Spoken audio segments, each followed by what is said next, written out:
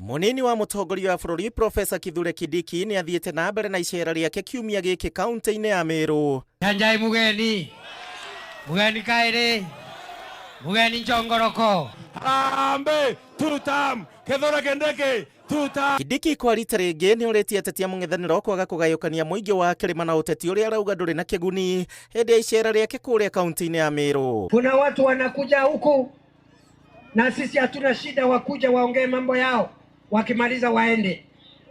Si namna hiyo. Mtu aseme siku ile alikuwa kwa ukubwa alileta nini Kianjai. Mtu aseme siku ile alikuwa na Kiraoni alileta nini Tigania West. Sisi wa Meru tumeungana, tuko kitu kimoja.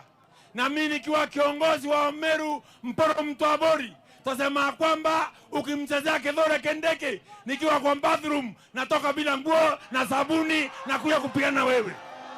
Kindiki oretie mwena wa mung'ethaniro gwithema na uteti wa Njino na Irumi akiuga ati ni oheire othe aria makoretwo makimunyoruria ta munini wa president. Sina problem na viongozi, hata wale wananitukana mimi nimewasamehe. I have forgiven them unconditionally, kwa sababu mimi sitaki kukorofishana na ndugu zangu. Ni ateteire thirikari akiuga nditiganirie kirima na tabarira cia uthii wa na mbere na no irathie na mbere akiuria mung'ethaniro tige kuhenia muingi. Fireman, ikifika wakati wa kuulizwa nini alileta Tigania West na Kianjai, mimi niko na majibu. Mimi na Rais Ruto tuko na majibu. Mutunga ako na jibu.